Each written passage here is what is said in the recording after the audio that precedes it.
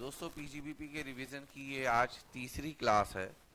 इसमें हम concept revise कर रहे हैं और इसको हम आज कंप्लीट कर लेंगे कॉन्सेप्ट्स को। नेक्स्ट 2 क्लासेस में बेटा इसके हम आईसीआई मॉड्यूल के जो क्वेश्चन आंसर हैं उनको लेकर आएंगे। हम लास्ट क्लास में यहाँ तक रिवीजन कर चुके थे 43B तक। अब यहाँ से रिवीजन स्टार्ट कर रहे हैं हम। देखिए मैंने लास्ट क्लास में भी बताया था कि जब भी आप पीजीबीपी का चैप्टर स्टडी करते हैं तो कुछ ये सेक्शंस आते हैं जिसमें रिस्ट्रिक्शंस हैं। 40A subsection 2, 40A subsection 3, 43B, 38। जब ये पॉइंट्स क्वेश्चंस में आएंगे ना, आपका रियल टेस्ट वहाँ होगा। इसलिए सिर्फ पढ़ लेने से कुछ नहीं होगा। मैं बार बार कह रहा हूँ, क्वेश्चन आंसर की प्रैक्टिस बहुत ज़रूरी है। हम जितना मर्जी आपको रिवाइज करा दें, जब तक आप सेल्फ स्टडी नहीं करेंगे बेटा तब तक कुछ नहीं होगा।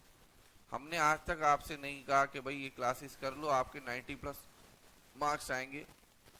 बेटा ये झूठे क्लेम हैं, फॉल्स परसेप्शन है किसी बच्चे के दिमाग में अपनी बात को ज़बरदस्ती बिठाना कि इतना कर लोगे।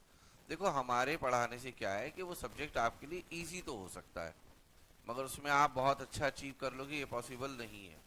सेल्फ स्टडी बहुत ज़रूरी है। तो आप यहाँ से कॉन्सेप्ट करिए, जो क्वेश्चन आंसर हैं वो करिए, मगर जब तक आप क्वेश्चन आंसर खुद से नहीं करेंगे तब तक कुछ नहीं होगा। ठीक है, तो आप आईसीआई का module, PY questions, RTP, model test paper और मॉक टेस्ट पेपर ये कर लें, ये सफिशिएंट है बेटा। ना किसी टीचर की बुक करनी है, इवन मेरी भी बुक नहीं आपको करनी है। ये नोट्स मैंने सबको दे रहा हूँ, ठीक है। और मैंने लास्ट क्लास में भी कहा था कि अगर आपको सिर्फ नोट्स चाहिए तो आप इस नंबर पर आप व्हाट्सएप पर मैसेज करें बेटा, कॉल मत करना मुझे। मैसेज करना व्हाट्सएप पर, अपना नाम और अपने शहर का नाम लिख देना और उसमें लिख देना नोट्स, ठीक है। मैं आपको नोट्स भेज दूंगा। और अगर आपको ग्रुप ज्वाइन करना है जिसमें इंफॉर्मेशन आएगी तो आप ग्रुप ज्वाइन कर सकते हैं, मगर ग्रुप ज्वाइन करें तो फिर उसको लीव नहीं करेंगे आप कभी भी, ठीक है। ये याद रखिएगा सीए बनने के बाद भी। सेक्शन नंबर 38 है और मैं ज़बरदस्ती नहीं कह रहा हूँ किसी से ग्रुप ज्वाइन करें, मर्जी है आपकी। आप सिर्फ नोट्स ले लें और कोई बात नहीं, आप नोट्स ले लें सिर्फ, ठीक है। ग्रुप वही ज्वाइन करें जो उसमें बना रहे। और बेटा इतनी सारी क्लासेस हैं, मैं अभी आज ही देख रहा था, सिर्फ 20% लोग ही सब्सक्राइब करते हैं, नोट्स उससे ज़्यादा लेते हैं। यानी कि 80% लोग चैनल को सब्सक्राइब नहीं कर सकते। आपने ना जाने कैसे कैसे चैनल सब्सक्राइब कर रखे, जो आपकी सिर्फ बेटा वो प्रेजेंट ही ख़राब नहीं कर रहे, फ्यूचर भी ख़राब कर रहे हैं। और इन चैनल से आपको कोई भी प्रॉब्लम नहीं आएगी, ना ये प्रेजेंट ख़राब करेंगे ना फ्यूचर ख़राब करेंगे, ठीक है। तो इस चैनल को ज़रूर सब्सक्राइब करिए और 10-20 लोगों को और उनके साथ शेयर भी करिए, ठीक है। और अच्छे अच्छे कमेंट करिए।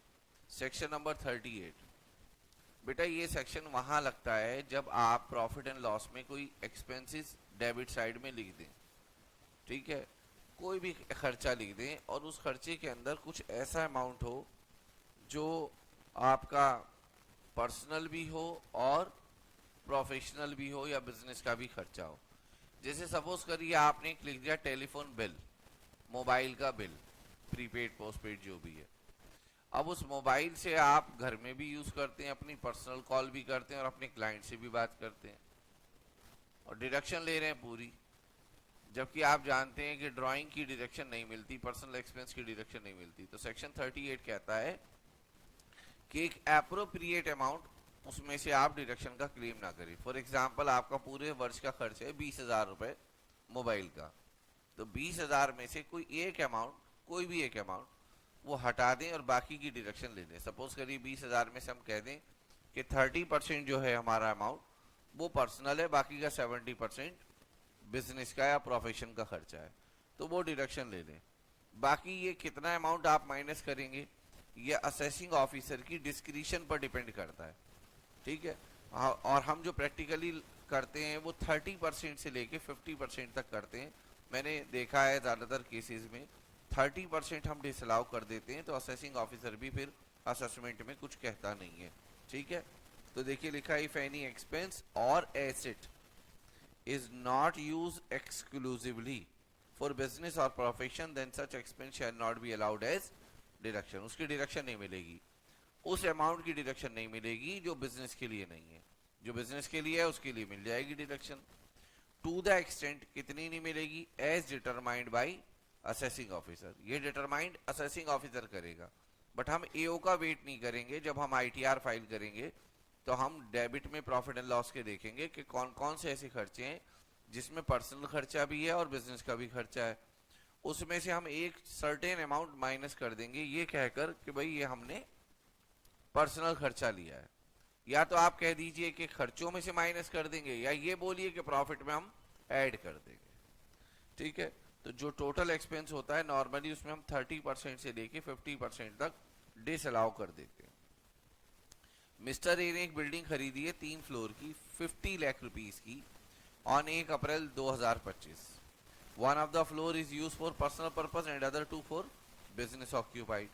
तो बेटा इस पे आप पूरा डेप्रिसिएशन निकालेंगे। सपोज करिए 50 लाख का 5% रेसिडेंशियल बिल्डिंग है, डेप्रिसिएशन निकालते हैं, 2.5 लाख रुपए डेप्रिसिएशन आएगा। बट आपको इनकम टैक्स में पूरा 2.5 लाख अलाउ नहीं होगा, क्योंकि आप 1/3 बिल्डिंग पर्सनल यूज में ले रहे हैं। तो 2.5 लाख रुपए में से हमने 1/3 कर दिया। अगर ये ना पता चल पाता कि बिल्डिंग कितनी पर्सनली ऑक्यूपाइड है और कितनी बिजनेस ऑक्यूपाइड है, फिर आप 30%, 40%, 50% कोई भी एजम्पशन लेकर उतना माइनस कर देते। बट यहाँ क्लियर कट पता चल रहा है कि one of the floor is personally occupied, इसलिए हमने 1/3 माइनस कर दिया और डेप्रिसिएशन अलाउ होगा आपको 1,66,667। एक और एग्जाम्पल हमने लिया, रिपेयर मेंटेनेंस किया है इसी बिल्डिंग पर 1,50,000 का और प्रॉपर्टी टैक्स दिया है 1,50,000 का। आपने लास्ट क्लास में पढ़ा था, लास्ट टू लास्ट क्लास में, कि सेक्शन 30 में बिल्डिंग की डिडक्शन मिलती है ना। तो 3 लाख रुपए की पूरी डिडक्शन नहीं मिलेगी, 3 लाख का 1/3 आप डिसअलाउ कर देंगे, बाकी की 2 लाख रुपए की डिडक्शन आपको मिलेगी। ये जो 1 लाख डिसअलाउ किया है, ये किया है आपने क्योंकि बिल्डिंग आप पर्सनली यूज में भी ले रहे हैं। हाँ, ये बिल्डिंग पूरी तरीके से बिजनेस ऑक्यूपाइड होती तो पूरी डिडक्शन आपको मिल जाती। ये सेक्शन है 40 क्लॉज ए। इस सेक्शन को जब आप रिवाइज करें तो कृपया करके टीडीएस के रिवीजन इससे पहले कर चुके हो। ठीक है, हमने जितनी रिवीजन क्लास डाली हैं उनके थंबनेल में भी और डिस्क्रिप्शन में भी हमने क्लास का नंबर डाला है, क्लास 1 2 3 4 5। बेटा उसी सीक्वेंस में देखिए। ठीक है, बहुत सारे बच्चों को मैंने देखा सेट ऑफ की क्लास नहीं देखते, एग्जाम में बस उनसे क्वेश्चन नहीं हो पाता और कोई प्रॉब्लम नहीं है। ठीक है, रेसिडेंशियल स्टेटस की क्लास नहीं करते, तो वो क्लासेस इसलिए ली गई हैं ताकि आप एग्जाम में क्वेश्चन कर सकें। ये जो सेक्शन है ये properly TDS tax deducted at source से रिलेटेड है। ये सेक्शन कहता है कि किसी खर्चे पर आपको टैक्स काटना था, आपने नहीं काटा या फिर काट कर जमा नहीं कराया, तो उसकी डिडक्शन आपको डिसअलाउ हो जाएगी अंडर दिस सेक्शन। ये बात हमने टीडीएस के रिवीजन में भी बताई है। इसमें 4 क्लॉज हैं आपके सामने आ रहे हैं। वो क्लॉज आई तब लगेगा जब आप पेमेंट नॉन रेसिडेंट को करते हैं। अगर आप किसी नॉन रेसिडेंट को पेमेंट करते हैं और उस पेमेंट पर टैक्स डिडक्टिबल है बट आप डिडक्ट नहीं करते या फिर डिडक्ट कर लिया है डिपॉजिट नहीं करते with in the time limit, तो जितना भी खर्चा है उसकी 100% डिडक्शन डिसअलाउ हो जाएगी। और अगर यही पेमेंट किसी रेसिडेंट को करते हैं तो 30% डिडक्शन डिसअलाउ होगी। और इनकम टैक्स की पेमेंट होती है तो बेटा लिखा हुआ है इनकम टैक्स हो, सरचार्ज हो या हेल्थ एंड एजुकेशन सेस हो, बेटा आपको कोई डिडक्शन इनकम टैक्स की पीजीबीपी में या किसी और हेड में नहीं मिलेगी। अगर आपने सैलरी इंडिया से बाहर पे की है किसी को भी या इंडिया में एनआरआई को पे की है और उस पर आप टैक्स नहीं काटते तो 100% डिडक्शन डिसअलाउ हो जाएगी। इसको जानने के लिए आप पढ़िए बेटा टीडीएस का चैप्टर। यहाँ एक इंपॉर्टेंट नोट लिखा हुआ है, अगर असेसी फेल हो जाता है टैक्स डिडक्ट करने में होल और पार्ट, मान लीजिए मैंने आपको कोई पेमेंट की, सपोज करिए मैंने अपनी फैक्ट्री का रेंट दिया आपको और मुझे टैक्स काटना था। अच्छा, ये बीच में मैं एक बात यहाँ पे रुक कर कह रहा हूँ, कल वाली क्लास में जो पीजीबीपी का हमने रिवीजन कराया तो मैंने आपसे कहा कि रेंट पर TDS under section 194 IB deduct होता है। क्लास के बाद एक बच्चे ने कहा वो तो 194 आई में डिडक्ट होता है, आप आईबी कह रहे हैं। देखिए 194 आईबी टीडीएस ऑन रेंट का सेक्शन है और 194 आईबी भी है। मैं आई बोल देता तो बच्चा शायद आई भी पूछता। तो दोनों में होता है, ठीक है, मगर उनकी कंडीशन अलग अलग है। अब मैं सेक्शन का नंबर ही नहीं लूंगा, ठीक है। मैंने आपको रेंट की पेमेंट करी, उस पर मुझे टैक्स काटना था। मैं हूं किराएदार, फैक्ट्री का मेरी रेंट है, आप लैंडलॉर्ड है। मैं फेल हो जाता हूं टू डिडक्ट टैक्स, मैं टैक्स नहीं काट पाता हूं, होल और पार्ट ऑफ द टैक्स, या तो सारा ही टैक्स नहीं काट पाता हूं या किसी मंथ में प्रॉपरली मैं टैक्स डिडक्ट नहीं कर पाता। मैंने पूरे वर्ष में आपको 12 लाख रुपए का रेंट दिया, 10% के रेट से टीडीएस कटना था उस पर 1,20,000 रुपए का। बाई चांस मेरे से मिस्टेक हो गई, नोइंगली अननोइंगली, और मैंने टैक्स नहीं काटा, बट आप रेसिपेंट हैं, पेई हैं, आप रेसिपेंट हैं, आपने अपनी आईटीआर फाइल की, जो भी आपकी ड्यू डेट होगी उस पर आपने फाइल की। मैं सपोज एज्यूम कर लेता हूं, सपोज 31 जुलाई 2026 को आपने आईटीआर फाइल कर दी, और जो मैंने पैसा आपको दिया था वो आपने अपनी इनकम में ले लिया, यानी कि मकान मालिक ने, और जो टैक्स उस पर बनता था वो टैक्स भी आपने दे दिया। तो सरकार को जो चाहिए था वो मिल गया। वो चाहिए था इस 12 लाख रुपए पे टैक्स, वो सरकार को मुझसे ना मिलकर मकान मालिक से मिल गया। तो लॉ कहता है कि इस केस में बिना टैक्स काटे हुए भी शावेज आलम को, यानी कि किराएदार को, डिडक्शन मिल जाएगी। मगर यहां पर एक प्रॉब्लम है अभी भी, जिस डेट पर मुझको टैक्स काटना था वहां से लेकर जिस डेट पर आपने इसका टैक्स जमा कराया, यानी कि रेसिपेंट ने, वहां तक की मेरी इंटरेस्ट की देनदारी रहेगी। और याद रखना, जो इंटरेस्ट मैं दूंगा ये इंटरेस्ट सेक्शन नंबर 201 में है, जो आपने टीडीएस के चैप्टर में पढ़ा है। 1% के रेट से मुझे इंटरेस्ट देना पड़ेगा, और इस इंटरेस्ट की मुझे कोई डिडक्शन नहीं मिलेगी। तो ये जो सेक्शन था ये था बेसिकली कि किसी अमाउंट पर टैक्स डिडक्टिबल है बट डिडक्ट नहीं किया जाता, या डिडक्ट कर दिया गया है, टाइम में डिपॉजिट नहीं किया जाता, तो बेटा पेमेंट करने वाले को जिसका वो खर्चा है उसको डिडक्शन अलाउ नहीं होगी। कहीं पर 100% है और कहीं पर 30% है, ठीक है। अब जैसे आपने ये बात सुन ली, मैं फिर टोक रहा हूं इस बात को, जब तक आप क्वेश्चन आंसर नहीं करेंगे इसको आप प्रैक्टिकली नहीं समझ पाएंगे। इसलिए क्वेश्चन आंसर की क्लासेस जरूर करिए। Pair oblique deductor is still liable, अच्छा ये तो मैंने वही बताया कि इंटरेस्ट देना पड़ेगा। यहां मैंने बहुत सारे टैक्सेस एक साथ ले लिए कि उनकी डिडक्शन आपको मिलेगी या नहीं। अगर आप कोई सेल्फ असेसमेंट टैक्स दे रहे हैं, इनकम टैक्स, जो कि आईटीआर फाइल करते समय असेसमेंट ईयर में दिया जाता है, बेटा उसकी डिडक्शन आपको नहीं मिलेगी। हाँ, आप म्युनिसिपल टैक्स या जीएसटी दे रहे हैं तो उसकी डिडक्शन आपको मिल जाएगी। इनकम टैक्स में अगर आप कोई एडवांस टैक्स दे रहे हैं डिडक्शन नहीं मिलेगी। अगर वही एडवांस टैक्स बाकी के टैक्स का है तो डिडक्शन मिल जाएगी। कुल मिला के मैं आपको बताऊं, इनकम टैक्स आप चाहे सेल्फ असेसमेंट रूप में दें, एडवांस टैक्स दें, टीडीएस के रूप में दें, टीसीएस के रूप में दें, इनकम टैक्स की लेट पेमेंट पर आप इंटरेस्ट की पेमेंट करें, आपको डिडक्शन इनकम टैक्स की किसी भी रूप में नहीं मिलेगी। सिमिलरली अगर जीएसटी या म्युनिसिपल टैक्स की बात है तो डिडक्शन मिल जाएगी। प्रोविजन, आपको लास्ट क्लास में भी बताया था कि कोई भी प्रोविजन आप बनाइए डिडक्शन नहीं मिलती। प्रोविजन और रिजर्व तभी डिडक्शन मिलती है जब इनकम टैक्स में उसको लेकर कोई सेक्शन हो और उसके अंदर कहा गया हो कि आपको डिडक्शन मिल जाएगी तो ही मिलेगी। जैसे आपने सुना था बैंक को provision for bad and doubtful debt की डिडक्शन मिल जाती है, तो उसका प्रॉपर सेक्शन है 36 सबसेक्शन 1 क्लॉज VIIA, बट बाकी के लोगों को नहीं मिलती क्योंकि उनके लिए कोई प्रोविजन है ही नहीं लॉ में। तो प्रोविजन फॉर टैक्स, चाहे वो प्रोविजन फॉर इनकम टैक्स हो, प्रोविजन फॉर म्युनिसिपल टैक्स हो, प्रोविजन फॉर जीएसटी हो, डिडक्शन नहीं मिलेगी। लिटिगेशन क्या होता है, इनकम टैक्स का कोई मैटर हो गया, ठीक है, उसने एक चार्टर्ड अकाउंटेंट को हायर किया, चार्टर्ड अकाउंटेंट उसका केस सीआईटी अपील में रिप्रेजेंट करता है, उसके लिए अपनी फीस लेता है, लॉयर कोर्ट में पैसा लेता है, एडवोकेट जिसको आप बोलते, ठीक है ना। तो बेटा उनको जो आप पेमेंट करेंगे वो लिटिगेशन एक्सपेंस है, वो चाहे इनकम टैक्स का मामला हो, जीएसटी का मामला हो, उसकी डिडक्शन आपको मिल जाएगी।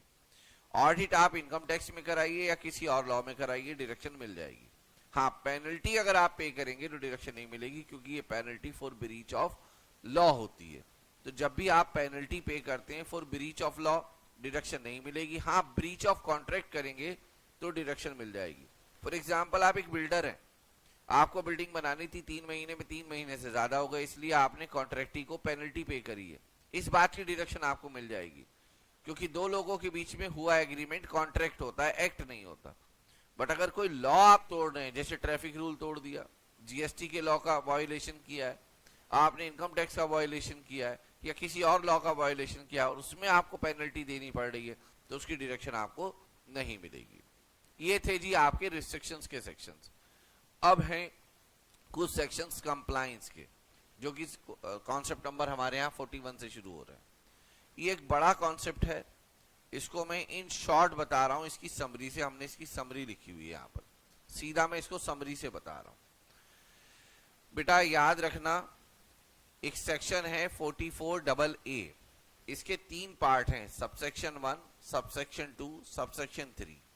जो सबसेक्शन 1 है और सबसेक्शन 3 है, ये दोनों स्पेसिफाइड प्रोफेशनल्स के लिए हैं, और जो सबसेक्शन 2 है वो बिजनेसमैन और जितने भी नॉन स्पेसिफाइड प्रोफेशनल्स हैं उनके लिए है। याद रखिएगा, जो स्पेसिफाइड प्रोफेशनल्स हैं उनके लिए सेक्शन नंबर 44AA सबसेक्शन 3 में कहा गया है कि उनको प्रिस्क्राइब बुक्स ऑफ अकाउंट बनानी है अंडर सेक्शन 44AA सबसेक्शन 3, अगर उनकी gross receipt 1.5 lakh per annum से ग्रेटर हो in all 3 financial year prior to previous year. आपका प्रीवियस ईयर है 25-26, उससे पहले 3 साल हैं 24-25, 24-25, 23-24, 22-23। अगर हर एक वर्ष में, ईच एंड एवरी ईयर में, अगर आपकी turnover gross receipt 1.5 lakh, 1.5 lakh रुपए से ज्यादा है हर एक वर्ष में, तो आपको प्रिस्क्राइब बुक्स ऑफ अकाउंट बनानी है, और नहीं है ज्यादा तो भी बनानी है, तो भी बनानी है बेटा। फिर आपको प्रिस्क्राइब बुक्स ऑफ अकाउंट नहीं बनानी, उस केस में आपको बनाना है बेटा ये बुक्स ऑफ अकाउंट एज में enable AO to compute total income. इस केस में आपके ऊपर लगेगा 44AA सबसेक्शन 1, स्पेसिफाइड प्रोफेशनल की बात कर रहा हूं। अगर ग्रॉस रिसीव्ड 1.5 लाख रुपए या उससे कम है, तीनों के तीनों वर्ष में या एक वर्ष में भी कम है, तो आपको तब भी बुक्स ऑफ अकाउंट बनानी है। इसलिए हम बहुत सारे लोग ये कह देते हैं कि स्पेसिफाइड प्रोफेशनल को हर केस में बुक्स ऑफ अकाउंट बनानी है, चाहे उनकी टर्नओवर ज्यादा हो या कम हो। मगर एक बात का डिफरेंस है, वो क्या है? टर्नओवर अगर लिमिट से ज्यादा है तो प्रिस्क्राइब्ड बुक्स बनानी है, टर्नओवर अगर लिमिट से कम है तो फिर वो बुक्स ऑफ अकाउंट बनानी है जो इनेबल करे एओ को।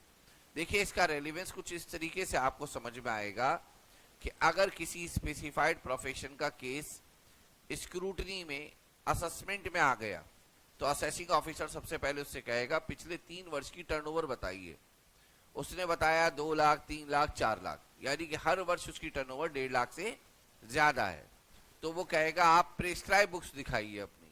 इस केस में वो शायद उसको समय नहीं देगा, क्योंकि प्रिस्क्राइब बुक्स उसको पता होती हैं पहले से कि कौन कौन सी बुक्स मेंटेन करनी है, जिसमें क्या आती है, जर्नल एंट्री आती है, कैश बुक आती है, सेल्स बुक आती है, लेजर आते हैं, और 25 रुपए से ऊपर कोई भी खर्चा हो उसकी बेटा बिल आते हैं, ठीक है, उसकी बिल बुक आती है। ये होती है प्रिस्क्राइब बुक्स। उस केस में असेसी ये नहीं कह सकता कि सर मुझे 1 महीना दे दो, मैं आपको बुक्स जमा करा दूंगा। वो कहेगा जब तुझको पता है कि तेरी टर्नओवर 1.5 लाख से ज्यादा है पिछले 3 वर्षों से, तो तुमने मेंटेन क्यों नहीं करी प्रिस्क्राइब बुक्स? तो इस केस में हो सकता है कि असेसिंग ऑफिसर असेसी को समय ना दे, टाइम लिमिट कोई अलाउ ना करे, और कहे कि आप 2 दिन के अंदर अंदर जमा कराइए, सप्ताह भर में जमा कराइए, ऐसे बोल सकता है, ठीक है। दूसरी तरफ अगर उसकी टर्नओवर 1.5 लाख से पिछले 3 वर्षों में ज्यादा नहीं है या किसी एक वर्ष में ज्यादा नहीं है, तो उस केस में असेसिंग ऑफिसर कहेगा कि भाई आप ये 15 तरह की मैं बुक्स बता रहा हूं, ये ले आइए, और मैं आपको 45 डेज का समय देता हूं, 45 डेज में तैयार कर लीजिए। यानी कि यहां समय मिलने के चांसेस हैं 44AA1 में, और 44AA सबसेक्शन 3 में समय मिलने के चांसेस नहीं है। ये बात है स्पेसिफाइड प्रोफेशनल को लेकर। और अब हम बात करते हैं नॉन स्पेसिफाइड प्रोफेशन के लिए और बिजनेसमैन के लिए। इस केस में हमने इसको 2 जगह बांट दिया है, इंडिविजुअल और एचयूएफ को एक साथ, और अदर्स में आ गया फर्म, कंपनी, पार्टनरशिप फर्म। अगर आप देखें तो प्रिस्क्राइब बुक्स ऑफ अकाउंट के सामने यहाँ डैश पड़ा हुआ है, इसका मतलब यह है कि बिजनेसमैन और नॉन स्पेसिफाइड प्रोफेशनल को कभी भी प्रिस्क्राइब बुक्स नहीं बनानी। इनको जब भी बनानी होगी, इनको असेसिंग ऑफिसर समय देगा कि आपके पास 10 दिन का समय, 1 महीने का समय, 2 महीने का समय, बुक्स ऑफ अकाउंट बना लो।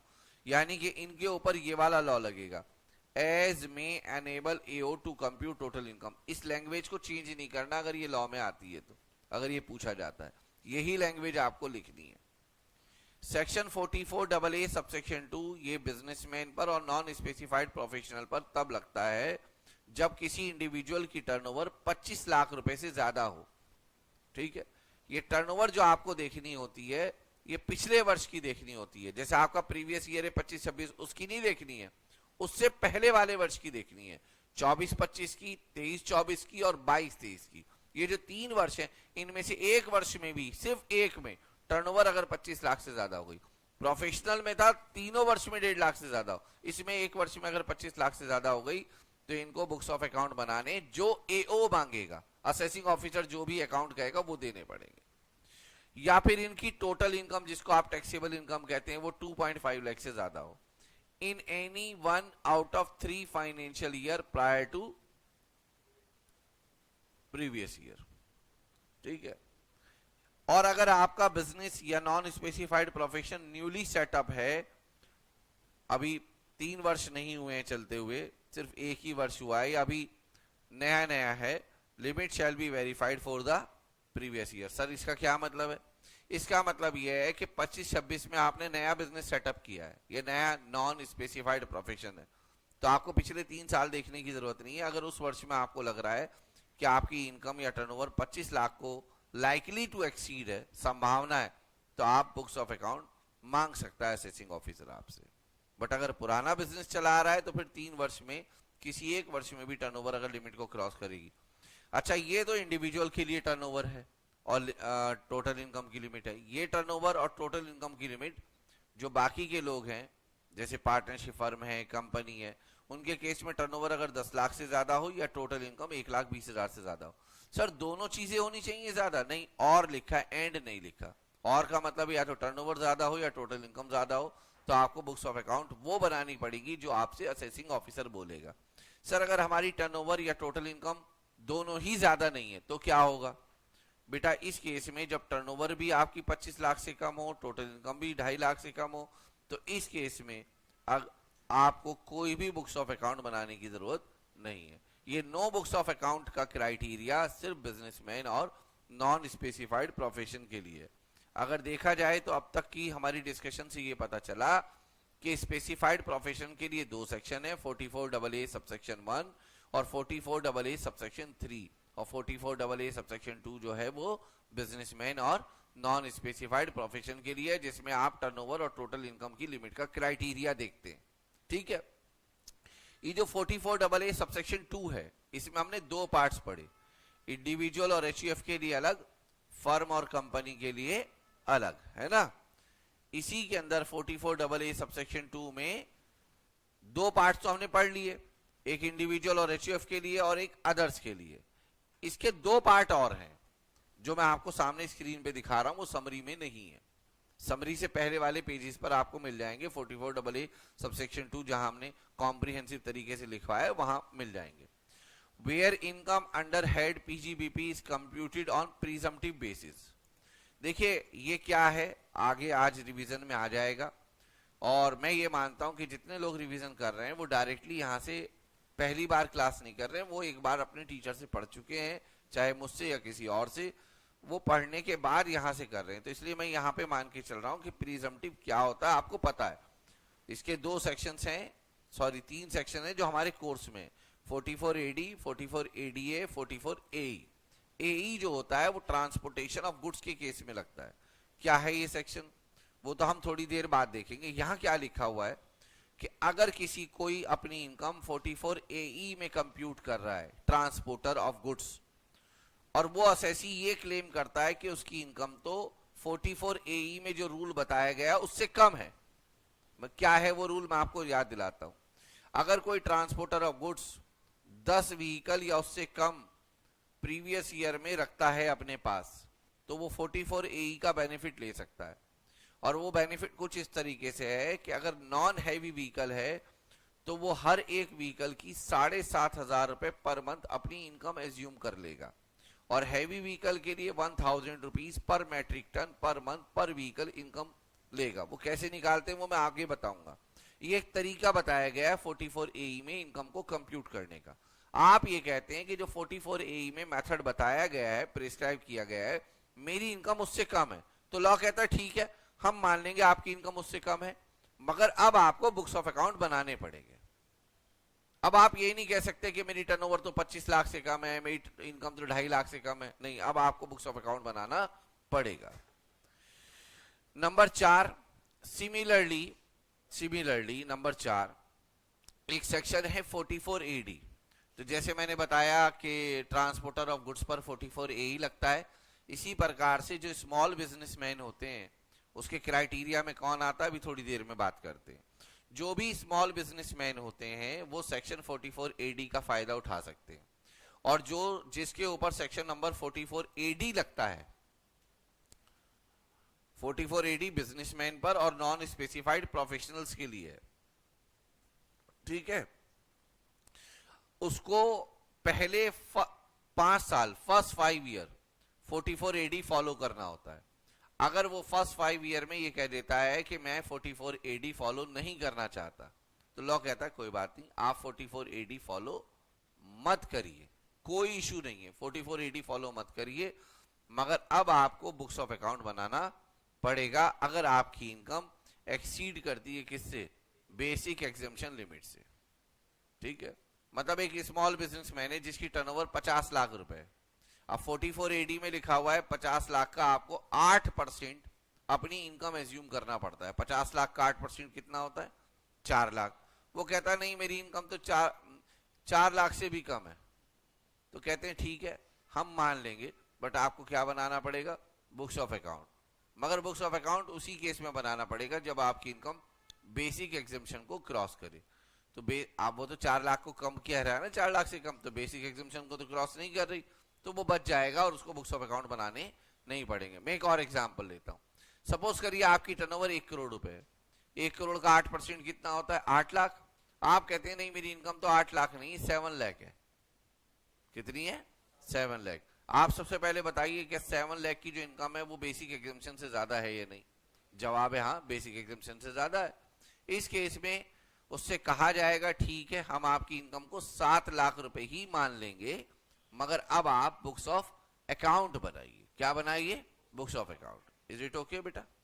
चलिए ये था जी बुक्स ऑफ अकाउंट का सेक्शन। यहां पे हमने कुछ समझाया है, उसे देखिए एग्जांपल को। मिस्टर एक बिजनेसमैन है, 22-23 में इनकी टर्नओवर 10 लाख है, 23-24 में 20 लाख है, 24-25 में 24 लाख है, 25-26 में कुछ पता नहीं है। हमें बस ये बताना है कि 25-26 में इनको बुक्स ऑफ अकाउंट बनाने की जरूरत है या नहीं है, ठीक है। तो जवाब है इनको बुक्स ऑफ अकाउंट बनाने की जरूरत नहीं है, क्योंकि किसी भी वर्ष में इनकी टर्नओवर 25 लाख रुपए से ज्यादा नहीं है, यही हमने यहाँ पे लिखा है। सपोज ऊपर वाले एग्जाम्पल में 22-23 में टर्नओवर इतनी है, 23-24 में इतनी है, 24-25 में इतनी है, 25-26 में अभी पता नहीं, बस 25-26 में ये बताना है बुक्स ऑफ अकाउंट बनाने या नहीं। तो जवाब है बनाने, क्योंकि पिछले 3 वर्ष में से 1 वर्ष में टर्नओवर आपकी 25 लाख से ज्यादा है। फिर से देखिए मिस्टर एक क्या है बेटा, स्पेसिफाइड प्रोफेशनल। तो सबसे पहली बात तो ये स्पेसिफाइड प्रोफेशनल पर 44AA1 या 44AA सबसेक्शन 3 लगेगा। अब आप देखिए इनकी टर्नओवर क्या हर एक वर्ष में 1.5 लाख से ज्यादा है, नहीं, 2 में तो है और 1 में नहीं है, तो इनको प्रिस्क्राइब बुक्स ऑफ अकाउंट तो बनाने नहीं, मगर एओ इनसे मांग सकता है बुक्स ऑफ अकाउंट, ठीक है। तो हमने यहां पे ये लिखा है yes he has to maintain books of account, मगर कौन से सेक्शन में, 44AA सबसेक्शन 1 में, as may enable AO to compute total income. He is not required to keep and maintain prescribe books of account, यानी कि इसको 44AA subsection 3 में books of account maintain नहीं करने, एओ अगर मांगेगा तो बुक्स ऑफ अकाउंट इसको बना के देने हैं, ठीक है। इसका जवाब ये है। इसके बाद आता है जी 44AD। अभी हम 3 सेक्शन पढ़ेंगे कॉन्टिन्यूसली, वो 3 सेक्शन बेटा प्रीजम्पटिव टैक्सेशन के हैं। ये जो 44AD है ये बिजनेसमैन के लिए है, एक पढ़ेंगे 44ADA वो स्पेसिफाइड प्रोफेशनल्स के लिए है, और एक पढ़ेंगे 44AE वो ट्रांसपोर्टेशन ऑफ गुड्स के लिए है। कंप्यूटेशन, ये बहुत सारे बच्चे सोचते हैं कि ये सेक्शन टैक्स कंप्यूट करने का है। बेटा टैक्स कंप्यूट करने से रिलेटेड सारी बातें या तो मैं बेसिक के चैप्टर में बता चुका हूं, या फिर कैपिटल गेन में बताऊंगा। ये सेक्शन आप सुन लीजिएगा ध्यान से, ये सेक्शन बिल्कुल भी कंप्यूटेशन ऑफ टैक्स का नहीं है, बहुत ध्यान से सुनना, ये कंप्यूटेशन ऑफ इनकम का सेक्शन है, ठीक है। यहां लिखा भी हमने कंप्यूटेशन ऑफ इनकम, और वो भी कौन सी income, PGBP income as per presumptive basis. चाहे आप ऑप्शनल स्कीम से टैक्स दें या डिफॉल्ट स्कीम से टैक्स दें, दोनों में ये मेथड यूज हो सकता है। एलिजिबल असेसी कौन है, सभी स्मॉल बिजनेसमैन, मगर वो स्मॉल बिजनेसमैन या तो रेसिडेंट इंडिविजुअल होना चाहिए, या फिर हिंदू अनडिवाइडेड फैमिली होनी चाहिए, या फिर पार्टनरशिप फर्म होनी चाहिए। अगर एलएलपी होगा तो 44AD का वो बेनिफिट नहीं ले सकता। कंडीशन क्या है, आपकी जो टर्नओवर है बिजनेस की वो 2 करोड़ रुपए या उससे कम होनी चाहिए ड्यूरिंग द प्रीवियस ईयर। तो टर्नओवर अगर आपकी 2 करोड़ रुपए या उससे कम है प्रीवियस ईयर में, तो आप 44AD सबसेक्शन 1 का बेनिफिट ले सकते हैं। यहां पे हमने एक नोट भी लिखा है साथ में, ये जो 2 करोड़ वाली लिमिट है इसको हम 3 करोड़ मानेंगे अगर आपकी जो कैश रिसीप्ट है वो टोटल रिसीप्ट का या टोटल टर्नओवर का 5% से कम है। सपोज करिए आपकी टोटल रिसीप्ट है 2 करोड़ 40 लाख रुपए, ओके हो गया, और 2 करोड़ 40 लाख रुपए में से कैश में 10 लाख आता है, बाकी 2 करोड़ 30 लाख सीधा अकाउंट में आता है, UPI, RTGS, NEFT, account payee check, account पे ड्राफ्ट। तो आप 2 करोड़ 40 लाख का 5% निकालिए, कितना होता है, वो होता है 12 लाख, और आपको कैश में कितना मिला है 10 लाख। इस केस में 2 करोड़ से ऊपर है आपकी टर्नओवर, तब भी आप 44AD का बेनिफिट ले सकते हैं, क्योंकि अब आपके लिए लिमिट 2 करोड़ नहीं होगी, लिमिट कितनी होगी 3 करोड़। तो 3 करोड़ की लिमिट हो जाएगी अगर आपकी कैश रिसीट्स 5% या उससे कम है। ये पहली कंडीशन है कि टर्नओवर लिमिट के अंदर होनी चाहिए। दूसरी कंडीशन ये है कि जो भी एलिजिबल असेसी है वो 10AA और जो चैप्टर 6A है उसकी हेडिंग C का बेनिफिट ना ले रहा हो। जो इन सेक्शंस का बेनिफिट लेगा उसको 44AD का बेनिफिट नहीं मिलेगा। सर ये 10AA क्या है, इसके लिए आप जाकर देखिए बेटा डिडक्शन का चैप्टर, स्पेशल इकोनॉमिक जोन वहां बताया गया है उसके यूनिट। और ये जो चैप्टर 6A हेडिंग C है, ये लास्ट क्लास में भी मैंने बताया था कि इसके अंदर बहुत सारे सेक्शंस हैं, उनमें से आपके कोर्स में ये 3 सेक्शन है, ये लास्ट क्लास में भी आया था, और ये तीनों सेक्शन हमने डिडक्शन के चैप्टर में आपको पढ़ाए। अगर आप इनका बेनिफिट ले रहे हैं तो आप 44AD का बेनिफिट नहीं ले सकते। ये बात कल की क्लास में सेक्शन 35AD में भी आई थी, ठीक है। प्रीजम्पटिव इनकम कितनी मानी जाएगी, आपकी टर्नओवर का 8% इनकम मानी जाएगी। सपोज करिए आपकी टर्नओवर 2 करोड़ रुपए, तो 2 करोड़ का 8% 16 लाख आपकी इनकम। फिर आपको ना कोई प्रॉफिट एंड लॉस अकाउंट बनाना, ना कोई बैलेंस शीट बनानी, ना कोई बुक्स ऑफ अकाउंट बनाना, ना ऑडिट कराना है, ना कोई TDS का चक्कर, ना 10,000 से ज्यादा पेमेंट, कुछ नहीं। 8% इनकम, 92% खर्चे मान लिए जाएंगे।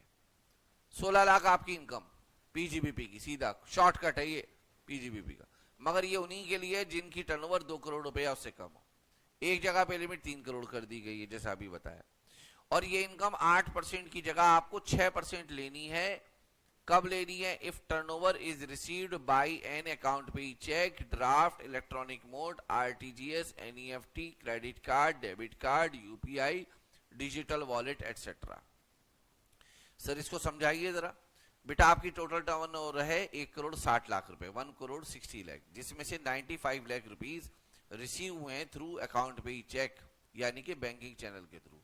डिटरमाइन करिए presumptive income under section 44AD। तो 95 लाख रुपीस की तो आपकी जो टर्नओवर है उसकी तो इनकम मानी जाएगी आपकी कितनी, 6%, जो बैंकिंग चैनल के थ्रू आया है। और 1 करोड़ 60 लाख में से 95 लाख हटा दीजिए, 65 लाख जो बचा उस पर 8% इनकम ले लीजिए, बस ये तरीका है। ये 10,90,000 आपकी इनकम आ गई। सर अब इसका फायदा क्या है, फायदा ये है कि वो जो आप कल वाली क्लास में और आज वाली क्लास में पढ़ रहे थे कि 10,000 से ज्यादा की पेमेंट किसी को कर दी तो डिडक्शन नहीं मिलेगी, TDS नहीं काटा तो डिडक्शन नहीं मिलेगी, 43 भी कहता था कि कुछ पेमेंट ऐसी है कि प्रीवियस ईयर के एंड तक पेमेंट नहीं करी तो डिडक्शन नहीं मिलेगी, वो सब लॉ अब आपके ऊपर एप्लीकेबल नहीं होगा, ठीक है। एक नुकसान भी है, अब आप फर्दर कोई और डिडक्शन नहीं ले सकते क्योंकि इतनी सारी डिडक्शन ले चुके। अब इसी को देखो, 1,60,00,000 रुपए इसकी टर्नओवर है, उसमें से इनकम कितनी मानी जा रही है, अराउंड 11 लाख के आसपास। बाकी सारे खर्चे तो आपके क्या माने जा रहे हैं, खर्चे माने जा रहे हैं। तो यहाँ लिखा है no deduction shall be allowed under section 32, 37। अब 30 से लेके 37 तक की जो डिडक्शन है वो कुछ भी अब आपको नहीं मिलेगी, और ना ही कुछ डिसअलाउ होगा 40A सबसेक्शन 2 में, 40A सबसेक्शन 3 में, 40A सबसेक्शन 9 में, 40 क्लॉज ए में, 43B में, 38 में, किसी भी सेक्शन में ना कुछ अलाउ होगा ना डिसअलाउ होगा। और आपको अब कोई बुक्स ऑफ अकाउंट मेंटेन करने की भी नीड नहीं है, और ना ही आपके बुक्स ऑफ अकाउंट क्या होंगे, ऑडिट। और एडवांस टैक्स, ये बेटा मैंने टीडीएस और टीसीएस के साथ एडवांस टैक्स का रिवीजन भी कराया है। उसमें आपने पढ़ा है कि एडवांस टैक्स की पेमेंट 4 इंस्टॉलमेंट में की जाती है, मगर जो 44AD सबसेक्शन 1 को फॉलो करता है उसको एक ही इंस्टॉलमेंट में एडवांस टैक्स देना है, और वो देना है 15 मार्च को, पूरा का पूरा एडवांस टैक्स, बार बार नहीं देना 4 इंस्टॉलमेंट में। जो 15 जून, 15 सितंबर, 15 दिसंबर को एडवांस टैक्स की इंस्टॉलमेंट एप्लीकेबल होती है, वो 44AD सबसेक्शन 1 वालों पर एप्लीकेबल नहीं होंगी। क्या ये एसएससी डिडक्शन ले सकता है 80C से लेकर 80U तक? जवाब है बेटा हाँ। जैसे जैसे हम यहाँ कहते हैं ना, such SSC can claim benefit of deduction under 80C to 80U, बच्चा फौरन पीछे पेज पे जाता है, कहता है कि जी यहाँ तो आपने मना किया था, ये कि heading C of chapter 6A is not available. अगले पेज पर सेम सेक्शन में कह रहे हो अवेलेबल। तो बेटा देखो, आपको समझने की जरूरत है, हम सही पढ़ा रहे हैं। चैप्टर 6A की जो हेडिंग सी है ना, उसकी डिडक्शन नहीं मिलेगी, और 10AA की डिडक्शन नहीं मिलेगी। बाकी जो डिडक्शन होती है 80C से 80U तक वो मिल जाएंगी। अभी अगर मैं आपके कोर्स के हिसाब से कहूं तो 80C से 80U तक सब डिडक्शन मिल जाएंगी, आपके कोर्स के अकॉर्डिंग बोल रहा हूं। 80JJAA नहीं मिलेगी, 80QQB नहीं मिलेगी, और 80RRB नहीं मिलेगी। ऑल्दो और भी हैं, मगर वो आपके कोर्स का पार्ट नहीं है। तो इंटरमीडिएट लेवल पर जितनी डिडक्शन पढ़ाई है वो सारी मिल जाएंगी एक्सेप्ट दीज 3 और 10AA। ठीक है, क्योंकि ये तीनों डिडक्शन हेडिंग सी में आती है। ओके हो गई बात। क्या सेट ऑफ लॉसेस हो सकता है पॉसिबल? हाँ, सेट ऑफ लॉसेस पॉसिबल है, मगर अनएब्जॉर्ब डेप्रिसिएशन का बेनिफिट नहीं ले सकते, क्योंकि अनएब्जॉर्ब डेप्रिसिएशन आता है 32 सबसेक्शन 2 में, और 30 से लेके 37 तक कोई डिडक्शन आपको नहीं मिलेगी।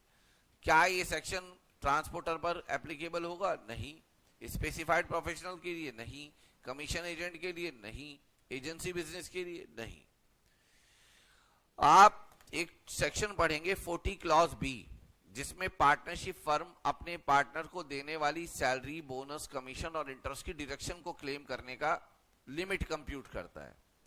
तो लॉ क्वेश्चन ये किया गया, क्या एक बिजनेसमैन जो एक पार्टनरशिप फर्म है वो 40 क्लॉज बी की डिडक्शन इस इनकम में से ले सकती है जो इनकम 44AD क्लॉज 1 में आई है? तो जवाब है, a partnership firm is not allowed deduction under section 40 clause B if it opt section number 44AD subsection 1। क्योंकि एक्चुअल में ये सेक्शन जो है ना 40 क्लॉज बी, ये सेक्शन डिडक्शन का है ही नहीं। ये सेक्शन तो डिडक्शन का नहीं है, ये सेक्शन है बेटा डिडक्शन को कंप्यूट करने का। ठीक है, डिडक्शन का नहीं है। इसमें तो ये बताया गया है कि एक फर्म अपने पार्टनर को देने वाली सैलरी और इंटरेस्ट की कितनी डिडक्शन ले सकती है, लिमिट बताई गई है। मगर इन्होंने क्लियर कर दिया कि लिमिट बताई हो या डिडक्शन का सेक्शन हो। हम जब भी 44AD से इनकम निकालेंगे तो उसमें से कुछ भी डिडक्शन नहीं लेंगे जो पीजीबीपी हेड की है। हम हाँ 80C से 80U तक की डिडक्शन ले सकते हैं और सेट ऑफ कर सकते हैं। कोई अगर लॉस है तो सेट ऑफ कर सकते हैं। आगे देखिए, अभी जो आपने पढ़ा वो 44AD सबसेक्शन 1 था, अभी जो आप पढ़ने जा रहे हैं वो 44AD सबसेक्शन 4 है। क्या है ये सेक्शन? इसको सुनिएगा। इस सेक्शन में ये लिखा हुआ है कि अगर आपके ऊपर 44AD सबसेक्शन 1 एक बार लग गया तो उसको आपको 5 साल तक फॉलो करना है। जब भी पहली बार लगेगा 5 साल तक फॉलो करना है। अगर आपने 5 साल तक लगातार उसको ऑप्ट नहीं किया तो फिर बेटा आपको रस्टिकेट कर दिया जाएगा, यानी कि बैन कर दिया जाएगा कि अगले 5 साल तक आप 44AD का बेनिफिट नहीं ले सकते। और अगर आपने पहले 5 साल फॉलो कर लिया 44AD1 तो फिर 6th ईयर से आप 1 साल फॉलो करें और 1 साल फॉलो ना करें, ये पॉसिबल है। मगर पहले ऐसा ऐसी चॉइस, ऐसा बेनिफिट एंजॉय करने के लिए आपको पहले 5 साल 44 AD सबसेक्शन 1 को फॉलो करना पड़ेगा। तो यहां लिखा है where an assessee is covered under 44 AD and he declare his income lower than the presumptive rate of income for any 5 consecutive subsequent year, then such assessee cannot avail benefit for 44 AD for next 5 assessment year। आइए इसको समझाने के लिए हमने यहाँ पर एक example लिखा है। 26-27 में आपकी टर्नओवर है 90 लाख रुपए, आपने rate of income under section 44 AD लिया, 8% आपने अपनी इनकम ले ली, बहुत बढ़िया किया। अगले साल आपकी टर्नओवर 1 करोड़ रुपए, आपने 8% इनकम ली, वेरी गुड। आप इस क्वेश्चन में देखिए 5 साल तक लगातार आपने प्रिजम्पटिव रेट सेक्शन को फॉलो किया, ठीक है। अब आप अगले वर्ष से यानी कि 30-31 के बाद कौन सा ईयर आएगा, 31-32, आप फॉलो करना चाहें करिए, नहीं करना चाहें मत करिए, यही लिखा है। assessee follows section 44 AD subsection 1 up to 5 assessment year, now he is free whether avail benefit of 44 AD or not in 31-32 and onwards, ठीक है। दूसरा एग्जांपल समझिए, 26-27 में आपने प्रिजम्पटिव सेक्शन फॉलो किया, 27-28 में फॉलो किया, 28-29 में फॉलो किया, 29-30 में आपकी टर्नओवर अभी भी 2 करोड़ रुपए है, मगर आप कहते हैं कि मेरी इनकम तो 8% भी नहीं है, 6% भी नहीं है, मेरी इनकम तो उससे कम है 4%। तो आप ध्यान से देखिए, क्या यहां आपने 5 वर्ष लगातार फॉलो किया सेक्शन? नहीं। तो लॉ कहता है आप ऐसा कर सकते हैं, कोई प्रॉब्लम नहीं है। सबसे पहले तो इस वर्ष में आपको बुक्स ऑफ अकाउंट बनाने पड़ेंगे, नंबर 2 उसकी ऑडिट करानी पड़ेगी, और एक और काम है अब आप पे होगा, इसके बाद अगले 5 साल तक आप ये सेक्शन का बेनिफिट लेना भी चाहेंगे ना, तो नहीं ले सकते। बोलो बेटा मेरी बात समझ में आ रही है? इसको पढ़ के देखिए जरा।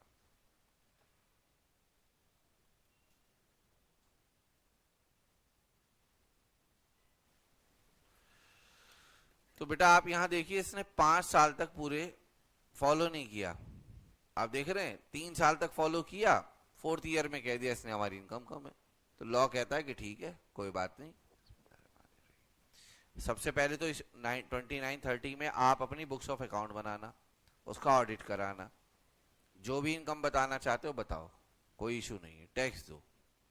मगर अब आपको अगले 5 साल तक 30-31 से 5 साल तक जो कि बनेंगे 34-35 तक, 44 AD का सबसेक्शन 1 का बेनिफिट लेना भी चाहोगे तो ले नहीं सकते। ये है बेटा 44 AD सबसेक्शन 4। इसके बाद आता है 44 ADA। जैसे 44 AD जो सेक्शन था वो था बिजनेसमैन के लिए, 44 AD जो है बेटा वो स्पेसिफाइड प्रोफेशनल्स के लिए, ये उन लोगों के लिए जैसे जिनके लिए अभी आपने बुक्स ऑफ अकाउंट में 44 AA सबसेक्शन 1 पढ़ा था, जिनको प्रेस्क्राइब बुक्स ऑफ अकाउंट बनानी होती है, उनके ऊपर ही लगता है 44 ADA। क्या है ये सेक्शन? एलिजिबल असेसी है वो रेसिडेंट जो एंगेज हो किसी भी स्पेसिफाइड प्रोफेशन में, चाहे वो प्रोफेशन लीगल का हो, मेडिकल का हो, इंजीनियरिंग का हो, आर्किटेक्ट हो, अकाउंटिंग हो, CA हो, CS हो, CMA हो, कोई भी स्पेसिफाइड प्रोफेशन, ठीक है। और स्पेसिफाइड प्रोफेशन की डेफिनेशन 44 AA सबसेक्शन 1 के अंदर है। कई बच्चे मुझे कमेंट करते हैं कि सेक्शन तो 44 ADA पढ़ा रहे और यहाँ लिखा 44 AA सबसेक्शन 1। बेटा सेक्शन 44 ADA है और ये सेक्शन स्पेसिफाइड प्रोफेशनल्स पे लगता है, उनकी जो डेफिनेशन है वो इस सेक्शन में, इसलिए यहाँ पे इसको मेंशन किया गया है। यहाँ पे इनकम ली जाती है जो भी आपकी ग्रॉस रिसीप्ट होगी उसका सीधा 50%, जैसे अभी आप लास्ट सेक्शन में 8% और 6% देख रहे थे, यहाँ 50%। जब आपकी टर्नओवर 50 लाख रुपए या उससे कम हो, ये लिमिट 50 लाख की जगह 75 ली जाएगी, 75 लाख ली जाएगी अगर आपकी टोटल रिसीप्ट का 5% से कम हो या बराबर हो कैश रिसीप्ट में। जैसे वहां 2 करोड़ की लिमिट 3 करोड़ हो गई थी, यहाँ 50 लाख की जगह 75 लाख हो जाएगी। बाकी लॉ वही है जो आपने पढ़ा था, कोई डिडक्शन ना अलाउ होगी ना डिसअलाउ होगी, कोई बुक्स नहीं बनाना, कोई ऑडिट नहीं कराना, एडवांस टैक्स 100% 15 मार्च को देना है, डिडक्शन ATC से ATU तक मिल जाएगी एक्सेप्ट 10 AA और 80 JJAA, 80 QQB, 80 RRB और सेट ऑफ लॉसेज अवेलेबल होगा। बोलो बेटा। अच्छा, वो जो अभी आपने पढ़ा कि 5 साल तक सेक्शन फॉलो करना है, वो 44 ADA के लिए नहीं है, वो सिर्फ 44 AD के लिए। There is no condition to opt section 44 ADA up to 5 consecutive year. और एक पॉइंट और पढ़ा था आपने लास्ट सेक्शन में कि अगर एक कोई पार्टनरशिप फर्म है और वो 40B की डिडक्शन लेना चाहती है तो क्या वो ले सकती है अगर 44 ADA फॉलो कर रही है? तो देखिए, a partnership firm is not allowed deduction in respect of salary और interest to partner if it opt section number 44 ADA, यानी कि 40 क्लॉज बी की डिडक्शन इन लोगों को भी नहीं मिलेगी।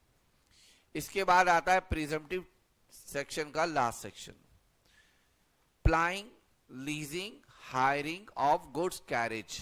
गुड्स कैरेज बेटा व्हीकल को कहते हैं, यानी कि ट्रांसपोर्टर है जो गुड्स वाले व्हीकल चलाता है। ट्रांसपोर्टेशन में बेटा दो काम होते हैं, ट्रांसपोर्टेशन ऑफ गुड्स और ट्रांसपोर्टेशन ऑफ पैसेंजर। यहां पे बात हो रही है उन लोगों के बारे में जो ट्रांसपोर्टेशन ऑफ गुड्स का काम करते हैं। एलिजिबल असेसी कौन है? जो ट्रांसपोर्टर है, किसका? गुड्स का, हैविंग व्हीकल 10 और लेसर, जिसके व्हीकल 10 या उससे कम हो ड्यूरिंग द प्रीवियस ईयर। चाहे ये व्हीकल आपने पुट टू यूज किए हो, या सपोज करिए एक ट्रक खरीद लिया, ठीक है, मगर अभी आप जानते हैं ट्रक जिस दिन खरीदते हैं उसी दिन रोड पे नहीं चलाने लगते, उसमें बहुत सारे मॉडिफिकेशन और चेंजेस कराने पड़ते हैं खरीदने के बाद भी। और हो सकता है कोई और कारण हो, अभी नंबर ना आया हो ट्रक का, 10 दिन लग गए, 1 महीना लग गया, तो भी चाहे आपने उसको रोड पर बिजनेस में नहीं उतारा, पुट टू यूज नहीं किया, तो भी वो 10 व्हीकल के अंदर काउंट होगा। ओन्ड होने चाहिए व्हीकल। ओन्ड का मतलब हमारे ये व्हीकल किराए पे नहीं होने चाहिए, हमारे अपने होने चाहिए। ऐसा पॉसिबल है कि 8 व्हीकल आपके अपने पास हैं और 2 किराए पर हैं, पॉसिबल है ऐसा, ठीक है। एलिजिबल बिजनेस क्या है? प्लाइंग। प्लाइंग कहते हैं चलाने को, व्हीकल चलाने को, लीज पर, किराए पर देने पर। हायरिंग ऑफ गुड्स, इसमें आएगा ट्रक, लॉरी, छोटा हाथी, बड़ा हाथी, टाटा एस, टाटा मैजिक, ये सारे आ जाएंगे, ठीक है। ऐसे व्हीकल जिसमें आप अपनी गर्लफ्रेंड को लेके नहीं जाते, ठीक है, जिसमें माल जाएगा, जान नहीं जाएगी, ठीक है। प्रिजम्पटिव इनकम, देखिए ऐसी मैंने एक वाहियात बात की छोटी सी, सबके चेहरों पे मुस्कान आ गई, और इतनी देर से मैं इतनी जेन्युइन बातें कर रहा था, सब ऐसे जैसे बीमार। ये है बेटा आपका स्टैंडर्ड, बस है ना, मानते हो बेटा। Presumptive income under section 44A, yes भी कह रहे हैं, इस पे बिना कहे यस कह रहे हैं, जाहिल। Presumptive income under section 44A क्या है बेटा? ये इनकम, अगर आपके पास कोई नॉन हैवी व्हीकल है, जिसको हम लाइट व्हीकल कहेंगे, जिसका वजन 12 मैट्रिक टन या उससे कम हो, 1 मैट्रिक टन में 12,000 किलोग्राम होता है ग्रॉस वेट ऑफ व्हीकल, यानी कि जब उसमें से आप ड्राइवर भी उतार दो, कोई सामान भी लदा हुआ ना हो, ठीक है, अनलेडन ट्रक हो, एम्प्टी हो, तो ही बेटा आप उसका वजन देखेंगे। अगर वो 12,000 किलोग्राम से कम है या उसके बराबर है तो वो लाइट व्हीकल है, और इस केस में आपकी इनकम ली जाएगी 7,500 रुपए पर मंथ। अच्छा, अगर आपने 10 तारीख को खरीदा है तो उस महीने तो 20 ही दिन यूज हुआ, तो उस महीने भी आप उसकी इनकम 7,500 रुपए ही लेंगे, part of the month. Part of the month को भी फुल मंथ की तरह ट्रीट करेंगे, 7,500 रुपए पर मंथ पर व्हीकल। ओके हो गया। और अगर उस ट्रक का वजन 12 मैट्रिक टन से ज्यादा है, खाली ट्रक का वजन, तो आप इनकम लेंगे 1,000 रुपए पर मंथ पर टन और part of the month. Sir 12,500 KG का ट्रक है तो आप इनकम पूरे 13,000 केजी देंगे, ठीक है, 13,000 रुपए देंगे, ठीक है। 1 टन के लिए 1,000 किलोग्राम माना जाता है, और 1,000 रुपए पर मंथ लेंगे हम पर टन। तो मान लीजिए 15,000 टन का ट्रक है, वो सॉरी 15,000 केजी का ट्रक है, तो हम इनकम लेंगे 15,000 रुपए 1 महीने की, सिंपल सा। बाकी जो लॉ है 428 यहां लिखा है ना हमने, ये 428 यही वाले पॉइंट है, देखिए 4, 5, 6, 7, 8 ये सारे पॉइंट यहां भी एप्लीकेबल होंगे 44AE पर। और वो जो थी ना 5 साल फॉलो करना है, वो कंडीशन सिर्फ एक चीज के लिए है, 44AD के लिए, ना ADA के लिए है ना AE के लिए है। Mister Mahesh has 5 heavy goods vehicle and 5 non heavy vehicle. Gross weight of 3 vehicle is 31,000 kg and gross weight of 2 vehicle is 28,000 kg. Compute income. तो ये जो बेटा 5 नॉन हैवी व्हीकल है ना, इनकी इनकम तो लेंगे आप 7,500 रुपए इंटू में 12 इंटू में 5, और जो 5 हैवी हैं उसमें से 3 है 31,000 kg के. 31,000 kg का मतलब हो गया 31 मैट्रिक टन. तो 31 इंटू 1000 इंटू में 3 इंटू में 12, और 28,000 का मतलब हो गया 28 मैट्रिक टन. 28 इंटू में 1000 इंटू में 2 इंटू में 12, ये आपकी इनकम हो जाएगी. और अगर कोई कहता है कि हमारी इनकम तो इससे कम है, तो लॉ कहता है ठीक है हम मान लेंगे आपकी इनकम इससे कम है, आप बुक्स ऑफ अकाउंट बना लीजिए. ये बात हमने 44AA सबसेक्शन 2 में देखी थी, बुक्स ऑफ अकाउंट के सेक्शन में. If an assessee opted presumptive taxation, अगर कोई असेसी प्रीजम्पटिव टैक्सेशन ऑप्ट करता है, चाहे वो 44AD ऑप्ट करता है या 44ADA ऑप्ट करता है या 44AE ऑप्ट करता है इन one previous year, and such assessee does not opt presumptive section in subsequent assessment year. एक वर्ष ऑप्ट करता है और दूसरे वर्ष ऑप्ट नहीं करता, then such assessee has to compute WDV of block of asset used in business or profession, and depreciation under 32 shall be computed on same WDV. Sir क्या मतलब है, आइए समझिए. फर्स्ट ईयर में आपके एक व्हीकल है 1.5 करोड़ रुपए का, व्हीकल की कॉस्ट है, मतलब एसेट की वैल्यू है, और आपने इस ईयर में 44AE को ऑप्ट किया है, तो आपने तो 44AE के अकॉर्डिंग इनकम निकाली होगी. डेप्रिसिएशन तो आपको मिली नहीं होगी अलग से, क्योंकि आपने पढ़ा है ना तो कुछ अलाउ होता है ना डिसअलाउ होता है.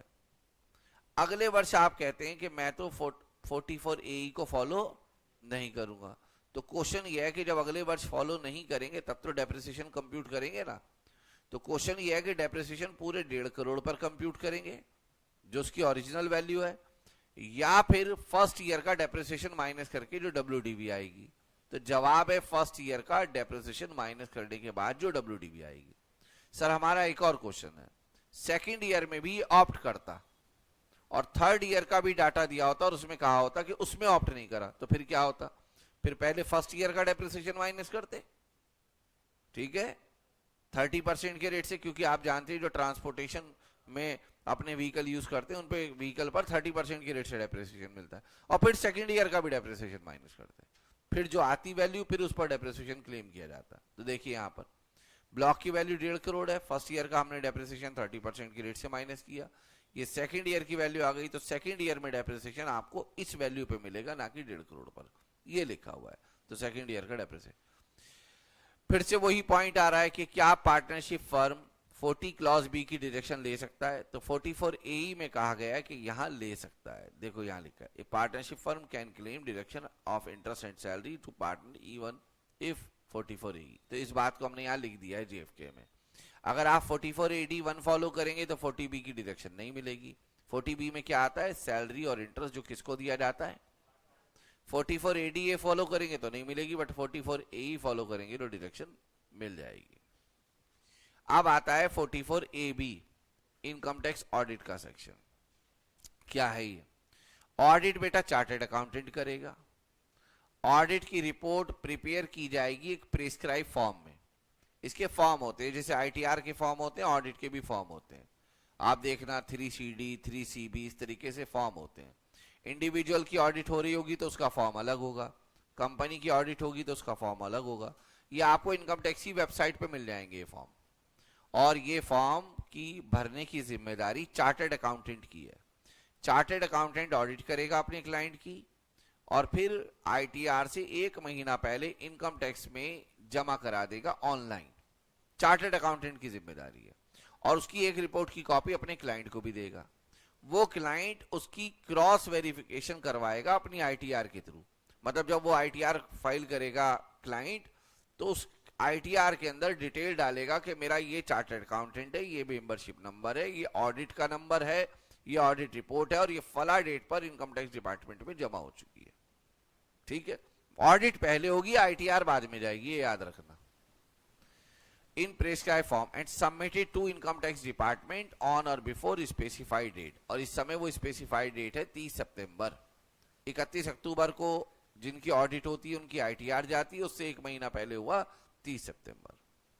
अब किनको ऑडिट करा, अच्छा इस सेक्शन में ना हमें ये नहीं बताया गया ऑडिट कैसे होगी, वो तो बेटा आप ऑडिट वाले क्लास में देखेंगे। यहां तो बस बताया गया कि ऑडिट होगी, और किन की होगी, person who are required to get audited their accounts. Number 1 businessman और नॉन स्पेसिफाइड प्रोफेशनल। अगर उनकी टर्नओवर या ग्रॉस रिसीप्ट 1 करोड़ रुपए से ज्यादा है तो उनको अपनी ऑडिट करानी पड़ेगी। मैं यहां पे ये मान के चल रहा हूं कि ये वो बिजनेसमैन और नॉन स्पेसिफाइड प्रोफेशनल है who are not eligible for presumptive taxation, यानी कि जो 44 AD वाला जो प्रिजम्पटिव टैक्सेशन है उसको वो फॉलो नहीं कर रहा है, या फिर वो एलिजिबल नहीं है किसी भी कारण से, ठीक है, और उसकी टर्नओवर 1 करोड़ से ज्यादा है तो उसको अपनी बुक्स ऑफ अकाउंट को ऑडिट कराना पड़ेगा एक चार्टर्ड अकाउंटेंट से। अब नंबर 2 पर हमने वो पर्सन लिए जो एलिजिबल हैं, किसके लिए, 44 AD के लिए। अगर आप 44 AD के लिए एलिजिबल हैं और आपकी टर्नओवर 2 करोड़ रुपए से कम है, कुछ केसेस में वो लिमिट कितने करोड़ की है, तो आपको ऑडिट की रिक्वायरमेंट नहीं है अगर आप सेक्शन नंबर 44 AD सबसेक्शन 1 को क्या कर लेते हैं, ऑप्ट, ठीक है, बोलो बेटा। और अगर आपकी टर्नओवर 2 करोड़ या 3 करोड़ से ज्यादा है फिर तो आपके ऊपर ऑडिट का सेक्शन क्या हो सकता है, मैंने यहां विल अप्लाई शैल अप्लाई नहीं लिखा है, लिखा है हो सकता है। ये हो सकता वाली बात थोड़ी देर बाद समझ में आएगी। हो सकता है कि 2 करोड़ से ज्यादा टर्नओवर हो और फिर भी आप ऑडिट से बच जाएं, पॉसिबल है, ठीक है। अगर हां आपकी टर्नओवर 2 करोड़ से कम है और आप जो सेक्शन नंबर 44 AD सबसेक्शन 1 है उसको फॉलो नहीं करते, कह देते हैं नहीं मैं नहीं फॉलो करना चाहता, मतलब आप अपनी इनकम 8% से या 6% से कम बताना चाहते हैं, 2 करोड़ से कम टर्नओवर है और आप अपनी इनकम 8% या 6% से भी कम बताना चाहते हैं मगर 1 करोड़ से ज्यादा है, तो आपको टैक्स ऑडिट कराना पड़ेगा। जरा इसको समझिए। अगर आपकी टर्नओवर 0 से 1 करोड़ के बीच में ऑडिट की रिक्वायरमेंट नहीं है, बट 1 से 2 करोड़ या 3 करोड़ के बीच में, 3 करोड़ समझ रहे हैं ना मैं क्यों ले रहा हूं, जहां पे कैश रिसीप्ट आपका टोटल रिसीप्ट का 5% या उससे कम हो, वहां पे लिमिट प्रिजम्पटिव सेक्शंस में 2 करोड़ की जगह कितनी हो जाती है, तो ऑडिट कराना भी पड़ सकता है। कब, जब आप कौन सा सेक्शन फॉलो ना करें। अगर आप प्रिजम्पटिव इनकम फॉलो कर लेंगे तो ऑडिट नहीं कराना, और ऑडिट करा रहे हो तो प्रिजम्पटिव इनकम फॉलो नहीं करना। बट अगर आपकी टर्नओवर 2 करोड़ से ऊपर है तो ऑडिट 44 AB में हो सकता है, सब्जेक्ट टू क्या लिखा हुआ है, नोट 1 देखो क्या है, नोट 1 के लिए हमने तीसरा पॉइंट बना दिया। अगर कोई बिजनेसमैन है या नॉन स्पेसिफाइड प्रोफेशन है और उसकी कैश रिसीट टोटल टर्नओवर का 5% और उससे कम है, प्लस अभी तक तो आप कैश रिसीट देखते थे, साथ में देखिए आपने खर्चे, मतलब आमदनी और खर्चे दोनों कैश में टोटल टर्नओवर का और टोटल एक्सपेंसेस का 5% से कम है। मतलब मान लीजिए आपकी टर्नओवर 5 करोड़ रुपए है और कैश में 20 लाख मिले, यानी कि मात्र 4%। खर्चे 3 करोड़ हैं और कैश में आपने 15 लाख दिए, मात्र 5%। तो उस केस में आप टर्नओवर जबकि 2 करोड़ से ज्यादा है, 5 करोड़ है, फिर भी आपको ऑडिट कराने की जरूरत नहीं है, क्योंकि उस केस में आपकी जो लिमिट है वो 10 करोड़ हो जाएगी। तो अगर आपकी टोटल टर्नओवर का 5% या उससे कम कैश रिसीट है या टोटल पेमेंट का 5% या उससे कम कैश पेमेंट है, तो टैक्स ऑडिट इज रिक्वायर्ड। कब होगी टैक्स ऑडिट, जब आपकी टर्नओवर कितने से क्रॉस कर जाए, 10 करोड़ से क्रॉस नहीं करेगी तो ऑडिट की रिक्वायरमेंट नहीं है। अब यहां देखिए, डिटरमाइन करना है वेदर ऑडिट इज रिक्वायर्ड और नॉट। एज्यूम कर रहे हैं हम 44 AD हमारे पास अवेलेबल नहीं है, 60 लाख की टर्नओवर है हमारी, 15 लाख कैश में, 20 कैश रिसीट्स हैं 15% सॉरी, और कैश पेमेंट है 20%, दोनों 5% से ज्यादा है। नो, आपको ऑडिट कराने की जरूरत नहीं है। क्यों नहीं है जरूरत, क्योंकि आपकी टर्नओवर 1 करोड़ से, यहां देखो टर्नओवर कितनी है, 1 करोड़ से ज्यादा, और कैश रिसीट और कैश पेमेंट भी 5% से ऑडिट कराना पड़ेगा। 3 करोड़ है, कैश रिसीट 10% है और कैश पेमेंट 5% है, क्या दोनों 5% है, नहीं, अभी भी ऑडिट कराना है। यहां टर्नओवर 5 करोड़ है, कैश रिसीट 5% है, कैश पेमेंट 10% है, अभी भी आपको ऑडिट कराना पड़ेगा। 8 करोड़ है टर्नओवर, और कैश रिसीट और कैश पेमेंट दोनों कितने % है, ऑडिट कराने की जरूरत नहीं है, क्योंकि आपकी जो टर्नओवर है वो 10 करोड़ से कम है, और कैश रिसीट और कैश पेमेंट दोनों लेस देन और इक्वल टू कितना है बेटा, 5% ऑफ टोटल। यहां देखिए टर्नओवर कितनी है, 10 करोड़, कैश रिसीट टोटल का कितना है 3%, कैश पेमेंट कितना है, कोई ऑडिट कराने की जरूरत नहीं। यहां पे टर्नओवर देखिए कितनी है, कैश रिसीट 3%, कैश पेमेंट 1%, क्योंकि टर्नओवर 10 करोड़ से ऊपर चली गई, अब आपको ऑडिट कराना पड़ेगा। बोलो बेटा बात समझ में आती है।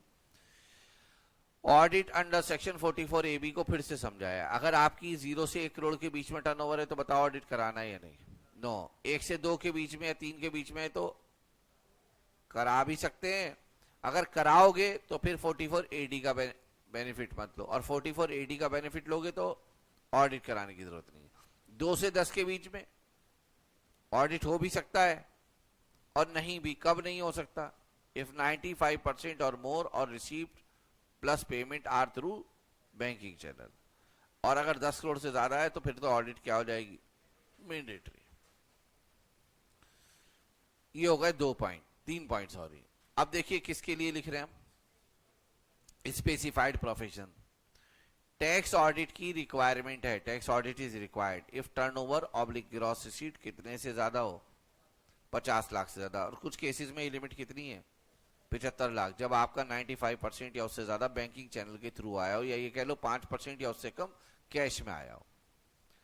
और स्पेसिफाइड प्रोफेशन ऑप्ट नहीं करता क्या बेटा, 44ADA ऑडिट इज रिक्वायर्ड। तो देखो 2 केसेस में ऑडिट रिक्वायरमेंट है, 50 लाख से ज्यादा की टर्नओवर है तब स्पेसिफाइड प्रोफेशनल को ऑडिट कराना है, और 50 लाख से कम है और वो 44ADA को फॉलो नहीं करता तो भी उसको क्या कराना है, ऑडिट। ट्रांसपोर्टेशन ऑफ गुड्स के केस में, if transporter declares his income lower than the presumptive income under 44AE, ये 44AE वही है 7,500 रुपए पर मंथ वाला और 1000 पर मैट्रिक टन वाला, then such transporter is required to get audited their books of account. इसको समझने के लिए हमने एक एग्जांपल बनाया, ट्रांसपोर्टर के पास 10 या उससे कम व्हीकल है, ऑप्शन 1 ये है कि वो ऑप्ट कर ले सेक्शन नंबर 44AE और उसको कोई ऑडिट नहीं करानी। दूसरा ऑप्शन ये है कि 44AE फॉलो ना करे और ऑडिट करा ले, सिंपल। एक और देखिए इसका एग्जांपल, एक ट्रांसपोर्टर है जिसके पास 10 से ज्यादा व्हीकल है, क्या वो 44AE ऑप्ट कर सकता है, जवाब है नहीं, क्योंकि जिसके पास 10 से ज्यादा व्हीकल होते हैं वो 44AE को ऑप्ट नहीं कर सकता। क्या उसको ऑडिट कराना पड़ेगा, बेटा अगर 1 करोड़ से कम टर्नओवर है तो ऑडिट नहीं कराना, 1 से ज्यादा है मगर 10 करोड़ तक है और रिसीट और पेमेंट दोनों 5% या उससे कम है तो ऑडिट कराने की जरूरत, बट अगर 1 करोड़ से ज्यादा है और 10 करोड़ तक है और रिसीट और पेमेंट या दोनों ठीक है 5% से ज्यादा है कैश में तो ऑडिट कराना है, और टर्नओवर अगर 10 करोड़ से ज्यादा हो जाएगी तो फिर तो पक्का ऑडिट कराना। ये एक सेक्शन है अलग से, 2 कॉन्सेप्ट बचे हैं, बस एक ये है एक और है, उसके बाद हमारा रिवीजन पूरा हो जाएगा। इसके बाद 2 क्लास और हैं क्वेश्चन आंसर की, उसके बाद आपका इनकम फ्रॉम अदर सोर्स आएगा और उसके बाद कैपिटल गेन आएगा, ठीक है, और हमारी तरफ से आपका रिवीजन पूरा हो जाएगा। एमसीक्यू इस बात पे डिपेंड करता है कि भाई देखिए मुझे रेस्पॉन्स अच्छा मिलेगा तो मैं एमसीक्यू कराऊंगा, वरना मैं एमसीक्यू का कोई प्रॉमिस किसी से नहीं करता हूँ, सिर्फ उन लोगों के को छोड़कर जो यहाँ पे क्लास लेते हैं उनको छोड़कर। मुझे दिखाई देगा कि रेस्पॉन्स है, जैसा जीएसटी में रेस्पॉन्स है और वैसा ही रेस्पॉन्स इनकम टैक्स में है, तो मैं आगे रिवीजन क्लास अपलोड करूंगा। सीधा सीधा सा बात है, गिव एंड टेक का मामला है, इतना फालतू टाइम हमारे पास भी नहीं है और आपके पास भी नहीं है, जैसा हमें रेस्पॉन्स मिलेगा वैसा काम करेंगे, ठीक है। आइए बेटा सेक्शन नंबर 41 सबसेक्शन 5, ये सेक्शन है, ये एक सेक्शन है, मैं 41 के कई सारे सेक्शन आपको पढ़ा चुका हूँ, 41(1), 41(2), 41(3), 41(4), कहीं पढ़ा है रिकवरी ऑफ बैड डेट, कहीं पढ़ा है रिकवरी ऑफ एनी डिडक्शन, है ना, ये उसी की सीरीज का एक सेक्शन है, मगर ये थोड़ा सा अलग से है सेक्शन। अगर आपकी कोई इनकम है अंडर सेक्शन 41 और लॉस ऑफ बिजनेस है तो उसको हम सेट ऑफ कर सकते हैं, चाहे 8 साल आपके एक्सपायर हो गए। जब आप सेट ऑफ का रिवीजन देखेंगे तो बेटा आपको पता चलेगा उस सेक्शन में, उस चैप्टर में ये लिखा हुआ है कि सेट ऑफ 8 साल तक ही पॉसिबल होता है कैरी फॉरवर्ड होने के बाद, मगर यहाँ 8 साल के बाद भी हो जाएगा। मगर कैसे? लॉस, जो लॉस है must be related to a business which ceases to exist, जिसको आपने शट डाउन कर दिया है, ceases to exist. Such loss is related to that year in which business is ceases to exist. जिस वर्ष आपने बिजनेस को शट डाउन किया था उस वर्ष आपको लॉस हुआ था, तो लॉस उस वर्ष का होना चाहिए जिस वर्ष में बिजनेस को आपने शट डाउन किया था। और income under section 41 must be related to business, जो बिजनेस आपका बंद हो गया है इनकम उससे रिलेटेड होनी चाहिए। आइए समझाते हैं। 15-16 फाइनेंशियल ईयर में आज से 10 साल पहले एक बिजनेस था जो आपने शट डाउन कर दिया था, सीजेस टू एग्जिस्ट। वहां आपने बैड डेट की डिडक्शन ली थी 1.5 लाख रुपए की, और उस वर्ष आपको लॉस हुआ था बिजनेस में 2 लाख रुपए का। 25-26 में ये 2 लाख रुपए आपके रिकवरी ऑफ बैड डेट हो जाते हैं। 2 लाख में से 1.5 लाख रुपए ये रिकवरी ऑफ बैड डेट हो जाते हैं, जो 1.5 लाख रुपए की डिडक्शन मिली थी 10 साल के बाद। तो लॉ कहता है कि जब भी रिकवरी ऑफ बैड डेट होगी तो वो recovery of bad debt 41 subsection 4 में टैक्सेबल होगा। तो इस 1.5 लाख रुपए पर आपको क्या देना पड़ेगा? मगर यहां पे लॉ कहता है कि जिस बिजनेस का ये रिकवरी हुई है उस बिजनेस में लॉस हुआ था, कितने का? 2 लाख का, आज से 10 साल पहले, और ये लॉस उसी वर्ष का है जिस वर्ष में आपको बिजनेस बंद हुआ था। 10 साल एक्सपायर हो चुके, 8 साल से ऊपर जा चुका है, फिर भी ये लॉस इस इनकम के साथ क्या हो जाएगा? एडजस्ट हो जाएगा 8 साल की एक्सपायरी के बाद भी। ये 41(5) कहता है। ठीक है, ये लास्ट सेक्शन है बेटा। ठीक है, इसके ऊपर क्वेश्चन आ जाता है। लिमिट और कंडीशन, ये सेक्शन बेटा स्पेसिफिकली पार्टनरशिप फर्म के लिए है बस। ठीक है, जब पार्टनरशिप फर्म अपने पार्टनर को सैलरी, बोनस, कमीशन देती है, रेम्युनरेशन देती है, या फिर इंटरेस्ट पे करती है अपने पार्टनर्स को, तो ये सेक्शन एप्लीकेबल है सिर्फ और सिर्फ पार्टनरशिप फर्म पर। ये सेक्शन फर्म पर एप्लीकेबल है जब वो पेमेंट करती हैं पार्टनर्स को किस चीज की? सैलरी, बोनस, कमीशन, रेम्युनरेशन और interest on capital to partners, तब ये सेक्शन एप्लीकेबल होता है। ये शेयर इन प्रॉफिट पर एप्लीकेबल नहीं होता। अब लॉ कहता है कि डिडक्शन कितनी मिलेगी पार्टनरशिप फर्म को अंडर सेक्शन 40 क्लॉज बी। तो इंटरेस्ट के लिए यहां पे 2 कंडीशन बताई गई हैं। Number 1, interest must be specified in partnership deed. जो रिटर्न पार्टनरशिप डीड होनी चाहिए उसके अंदर प्रॉपर एक पॉइंट होना चाहिए कि हम अपने पार्टनर को इतने % इंटरेस्ट देंगे पर एनम। वो रेट कुछ भी हो सकता है, 10%, 12%, 15%, 20%, मगर लॉ कहता है कि वो रेट मेंशन होना चाहिए। रेट क्या होना चाहिए? ये भी मेंशन होना चाहिए हम अपने पार्टनर को इंटरेस्ट देंगे, और किस रेट से देंगे ये भी मेंशन होना चाहिए। ये तो मेंशन है कि हम अपने पार्टनर को इंटरेस्ट देंगे, ये मेंशन नहीं किस रेट से देंगे, तो बेटा आपको डिडक्शन नहीं मिलेगी। दोनों चीजें मेंशन होनी चाहिए कि इंटरेस्ट देंगे और इस रेट से देंगे। वो रेट कुछ भी हो सकता है। ऑल दो सेक्शन नंबर 40 क्लॉज बी में लिखा है कि वो रेट आप तो कुछ भी लिख सकते हैं, मगर इनकम टैक्स में उसकी डिडक्शन 12% से ज्यादा आपको नहीं मिलेगी। ठीक है, दूसरी तरफ लिखा है salary, bonus, commission, remuneration etcetera. किसी भी नाम से आप सैलरी दीजिए, वेजिस के नाम से दे दीजिए। ठीक है, तो जो रेम्युनरेशन एटसेट्रा है वो भी स्पेसिफाई होना चाहिए किसमें? मतलब ये भी मेंशन होना चाहिए हम अपने पार्टनर को सैलरी देंगे, और ये भी मेंशन होना चाहिए कितनी देंगे पर मंथ। तो अमाउंट ऑफ सैलरी मेंशन होना चाहिए। इंटरेस्ट में बी पेड, इंटरेस्ट की पेमेंट आप किसी भी पार्टनर को दे सकते हैं फर्म के, चाहे वो स्लीपिंग पार्टनर है, मगर ये जो सैलरी वाला पॉइंट है ये सिर्फ उसको दिया जाएगा जो एक्टिव पार्टनर हो। Salary etcetera must be paid to a working partner. If it is paid to a non working partner जैसे कि sleeping partner, not allowed as deduction. अब डिडक्शन कितनी मिलेगी? इंटरेस्ट ऑन कैपिटल, जो भी रेट स्पेसिफाइड है deed में वो ले लीजिए, और 12% जो कि लॉ में बताया गया है। दोनों में जो लोअर रेट होगा उस रेट से आपको इंटरेस्ट की डिडक्शन मिलेगी। आपका मतलब है यहाँ पे फर्म को। ठीक है, पार्टनर के लिए इनकम मानी जाएगी पीजीबीपी की। ठीक है, और फर्म को उसकी डिडक्शन मिलेगी। सैलरी की, सैलरी जो डीड के हिसाब से है वो, और specified limit under section 40 clause B, दोनों में से जो लोअर होगा उसकी डिडक्शन मिलेगी। लिमिट क्या है? लिमिट है बेटा यहां पर limit for salary etcetera under section 40 clause B. ये जो लिमिट मैं आपको बताने जा रहा हूं ये सैलरी के लिए है, बोनस के लिए है, कमीशन के लिए, इंटरेस्ट के लिए नहीं है। इंटरेस्ट के लिए तो लिमिट 12% है। बुक प्रॉफिट निकालेंगे बेटा, आपके लिए सबसे पहली फर्स्ट मिस्ट्री ये होगी ये बुक प्रॉफिट क्या होता है।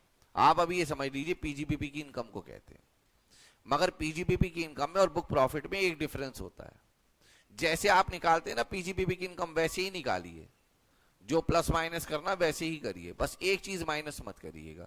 Salary to partners, remuneration to partners, bonus to partners, communication to partner, sir interest वो माइनस कर दीजिएगा 12% तक, मगर जो सैलरी बोनस कमीशन है वो माइनस मत करना। जो पार्टनर को दी गई है, जो एम्प्लॉय को दी गई है वो माइनस कर देना, जो पार्टनर को दी गई है वो माइनस मत करना, बस उसी को बुक प्रॉफिट कहते हैं। यानी कि अगर इसमें से बुक प्रॉफिट में से बस एक चीज माइनस कर दी जाए और सैलरी गिवन टू पार्टनर, तो यही बुक प्रॉफिट कन्वर्ट हो जाएगा किसके अंदर? पीजीबीपी की इनकम में। तो बुक प्रॉफिट पर एक स्टेप पहले रुक जाना है पीजीबीपी की इनकम निकालते समय। सिर्फ क्या माइनस नहीं करना? Salary etcetera to partner. इसलिए बुक प्रॉफिट की कैलकुलेशन हमेशा क्वेश्चन में अलग से होगी। उसमें से उस बुक प्रॉफिट में से सपोज करो आपका बुक प्रॉफिट आया बेटा 11 लाख रुपीस का, तो 11 लाख में से जो पहले 6 लाख रुपए हैं उसकी कैलकुलेशन कुछ ऐसी होगी। 6 लाख का 90% लोग कितना आएगा? 5,40,000 और 3 lakh which ever is higher 540। ठीक है, सब कॉन्शियस माइंड में रखना 540 आया। रिमेनिंग कितना बुक प्रॉफिट बचा हमारे एग्जाम्पल में? 5 लाख। 11 में से 6 माइनस करेंगे 5 लाख बचा। 5 लाख का बेटा आप लीजिए 60%, वो आएगा 3 लाख। तो 540 आया था पहले, 3 अब कितना हो गया? 8,40,000। इसका मतलब यह है कि जो सैलरी एटसेट्रा की डायरेक्शन मिलेगी फर्म को वो मैक्सिमम 8,40,000 की मिलेगी। अब आप देखिए कि आपने अपने पार्टनर को सैलरी कितने की दी है। सपोज आपने पार्टनर को सैलरी दी है 9 लाख की, तो डायरेक्शन आपको कितने की मिलेगी? 8,40 की। 8,40 और सर 8 लाख की दी है तो फिर तो लिमिट के अंदर है, डायरेक्शन मिल जाएगी। एक पेमेंट, अगर इधर देखो बेटा इसमें एक नया पॉइंट है, ये पॉइंट बेटा नया पॉइंट है। अगर आप अपने पार्टनर को इंटरेस्ट की, सैलरी की, बोनस की, कमीशन की, किसी भी एक पार्टनर को पेमेंट 20,000 से ज्यादा कर रहे हैं पूरे वर्ष में, तो टीडीएस में एक सेक्शन आया है 194T, वो एप्लीकेबल हो जाएगा। इसके लिए आप टीडीएस का चैप्टर देखिएगा। 40 clause B and section number 194T both are not applicable on share in profit जो given to partner होता है, क्योंकि प्रॉफिट एग्जेम्प्ट होता है। यहां देखिए बुक प्रॉफिट कितना है? 10 लाख। 10 लाख में से पहले 6 लाख की लिमिट निकलेगी 5,40,000 90% के रेट से। बाकी कितना बचा? 4 लाख, उस पर 60% 2,40,000। 5,40 और 2,40 7,80,000। हमने पार्टनर को सैलरी कितनी दी है? डिडक्शन मिल जाएगी पूरे 6,60,000 की। ठीक है, अच्छा इसी क्वेश्चन में आपसे कहा जाए पीजीबीपी की इनकम निकालो, तो ये जो बुक प्रॉफिट है ना 10 लाख रुपए का, इसमें से बस ये अलाउड सैलरी माइनस कर देना 6,60,000, कन्वर्ट हो जाएगा ऑटोमेटिकली ये इनकम। तो पहले तो देखो हमने कंप्यूटेशन ऑफ लिमिट की अंडर सेक्शन 40B। पहले 6 लाख की लिमिट निकाली, वो निकली 5,40,000। कैलकुलेशन आपके सामने है। बैलेंस बुक प्रॉफिट बचा 4 लाख, उसका 60% लिया 2,40, तो मैक्सिमम लिमिट कितनी आ गई? 7,80,000। पार्टनर को सैलरी हम कितनी दे रहे थे? अगर इसमें कोई नॉन एक्टिव पार्टनर है तो उसकी सैलरी हटा देना इसमें से। ठीक है, हम मान के चल रहे हैं सारे के सारे कैसे पार्टनर हैं? एक्टिव। 6,60 और 7,80 विच एवर इज लोअर 6 लाख, तो फर्म को डायरेक्शन मिलेगी 6,60,000 की। अब पीजीबीपी की इनकम निकालनी है, तो जो बुक प्रॉफिट क्वेश्चन में दिया हुआ था या आपने कंप्यूट किया उसमें से बस जो डायरेक्शन है सैलरी की वो माइनस कर दो, ये बुक प्रॉफिट कन्वर्ट हो जाएगा किसके अंदर? पीजीबीपी की इनकम में। फिर से देखिए कंप्यूट करनी direction of salary to partner under 40B and PGBP की इनकम। ये एक पूरा क्वेश्चन दिया हुआ है। हमने ये क्वेश्चन इसलिए दिया है ताकि आप बुक प्रॉफिट कंप्यूट करना सीख जाएं। जैसे हम पीजीबीपी की इनकम निकालते हैं वैसे ही आप कैलकुलेटर का यूज करिएगा। सब नेट प्रॉफिट टाइप कर लीजिए कैलकुलेटर पे 4 लाख। और मैंने आपको लास्ट 2 क्लासेस में भी बताया और आगे भी बताऊंगा। सबसे पहले देखिए यहाँ पे परचेज है 4 लाख। देखिए परचेज के बारे में कोई इंफॉर्मेशन यहाँ पे है क्या? यहाँ लिखा है परचेज इंक्लूड परचेज ऑफ कितना? बेटा इस 20,000 की डिडक्शन आपको नहीं मिलेगी। क्योंकि कैपिटल एक्सपेंडिचर की डायरेक्शन नहीं मिलती, बट आपने ले रखी है, तो बताइए इसे कंसीडर करेंगे या इग्नोर? कंसीडर। कंसीडर में भी प्लस करेंगे या माइनस? प्लस। तो 4 लाख में 20,000 जोड़ दीजिए फर्नीचर। याद रखना फर्नीचर के नाम पे हमने 20,000 जोड़े हैं, थोड़ी देर याद रखना इसको। ये क्या लिखा हुआ है बेटा? डेप्रिसिएशन एज पर जो बुक्स ऑफ अकाउंट होता है उसकी डायरेक्शन नहीं मिलती है, वापिस साइड बैक कर दो। फैमिली प्लानिंग कैपिटल एक्सपेंडिचर की डायरेक्शन भी फर्म को नहीं मिलती, ये कंपनी को मिलती है, इसे भी ऐड करो। इनकम टैक्स पेड आज ही की क्लास में पढ़ा है, इसकी डायरेक्शन भी नहीं मिलती, ऐड करो। बताइए interest to partner at the rate 12% per annum की रेट से डायरेक्शन मिल जाती है? नहीं, कुछ भी ना करना। इवन बुक प्रॉफिट निकालते समय भी माइनस मत करना, मतलब कुछ नहीं करना, क्योंकि जवाब क्या है? डायरेक्शन मिल जाती है और आपने ले ली है, तो कुछ भी नहीं करना। सैलरी टू पार्टनर कितना है? ऐड करो पूरा का पूरा बिना कुछ सोचे। अब क्रेडिट पे आओ। सेल कैसी इनकम होती है? पीजीबीपी की, और आपने इसको पीजीबीपी में लिया हुआ भी है, कुछ नहीं करेंगे। Profit on sale of import license किसकी इनकम है? पीजीबीपी की, लिया हुआ भी है, कुछ नहीं करेंगे। डिविडेंड, ये इनकम फ्रॉम अदर सोर्स होता है, आपने यहां ले लिया, बताइए क्या करेंगे? कंसीडर करो, माइनस करो 1 लाख। इंटरेस्ट ऑन लोन आपको मिला है, पीजीबीपी की इनकम है या अदर सोर्स की? हटाओ इसको भी 1 लाख को। एग्रीकल्चर इनकम पीजीबीपी की इनकम है या अदर सोर्स की? एग्जेम्प्ट इनकम है, बच गए बेटा आप, नहीं तो 5 मिनट डांटता मैं भी। 50,000 हटा दीजिए इसको भी, ठीक है। अब यहां ये WDV ऑफ ब्लॉक पर, ठीक है, WDV ऑफ ब्लॉक 50,000 है। न्यू प्लांट एंड मशीनरी आपने 31 अगस्त को खरीदा था, कितने का? कितने की प्लांट एंड मशीनरी हो गई? 4.5 लाख की। 4.5 लाख का 15% निकालो कितना? अच्छा पहले बताइए कैलकुलेटर पे जो अमाउंट आ रहा है अभी वो कितना है? 12 लाख। तो काफी अमाउंट है, हम आराम से डेप्रिसिएशन की डिडक्शन ले सकते हैं। 4.5 लाख का 15% 67,500 आ रहा है, आराम से माइनस कर सकते हैं, इतना सफिशिएंट प्रॉफिट है, माइनस कर दीजिए 67,500। और ये जो 20,000 का फर्नीचर खरीदा था इस पे भी डेप्रिसिएशन माइनस करिए, मैं मान के चल रहा हूं बिजनेस के लिए 20,000 का 10% डेप्रिसिएशन 2,000, ये भी माइनस करिए, कर दिया। आपने जैसे पीजीबीपी की इनकम निकालते हैं वैसे ही निकाल दी है, बस एक डिडक्शन आपने नहीं ली, कौन सी? इसको भी वापस एड बैक कर दिया था ना आपने। एड बैक करने का मतलब है आपने इसकी डिडक्शन अभी तक, अच्छा यही सैलरी टू पार्टनर यहां ना लिखा होता डेबिट में, नीचे अदर इंफॉर्मेशन में होता तो क्या करते?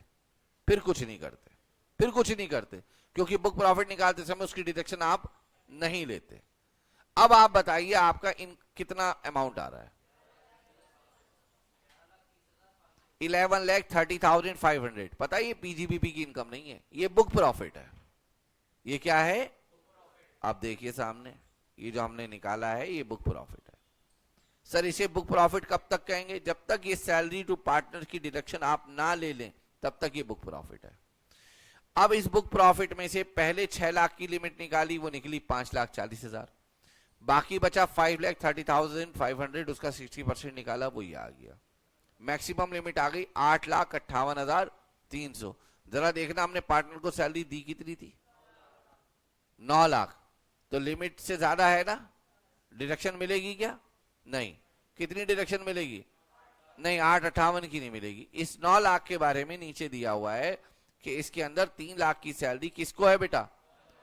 तो आप जब आप कंपैरिजन करना तो 9 लाख का कंपैरिजन मत करना, 6 लाख का करना, क्योंकि सैलरी जो पार्टनर को दी जाए उसमें वर्किंग पार्टनर को जो सैलरी दी जाएगी उसकी डिडक्शन मिलेगी। तो 9 लाख में से 3 लाख माइनस कर लीजिए, कितना आएगा? 6 लाख। और लिमिट कितनी थी? 858,300। आराम से आपको 6 लाख की डिडक्शन मिल जाएगी। तो जो बुक प्रॉफिट आया था ना आपका ऊपर 11,30,500, उसमें से 6 लाख की डिडक्शन और ले लो, बस इनकम आ गई पीजीबीपी की। क्लियर है आप लोगों को मेरी बात? यहां पे हमारे पीजीबीपी के सारे कॉन्सेप्ट रिवाइज हो जाते हैं, और इनको रिवाइज करने में हमने तकरीबन 5.5 घंटे का समय लगाया है, और आगे 5-5.5 घंटे हमारे लग जाएंगे क्वेश्चन आंसर करने में। बच्चे बार बार पूछते हैं सारे चैप्टर के क्वेश्चन आंसर कराएं, हमने सारे चैप्टर के क्वेश्चन आंसर कराएं। नेक्स्ट क्लास में मिलते हैं नए चैप्टर के साथ, तब तक के लिए बाय बाय। बाकी इसको डिटेल में जानने के लिए क्वेश्चन आंसर देखिए, तब तक के लिए बाय बाय।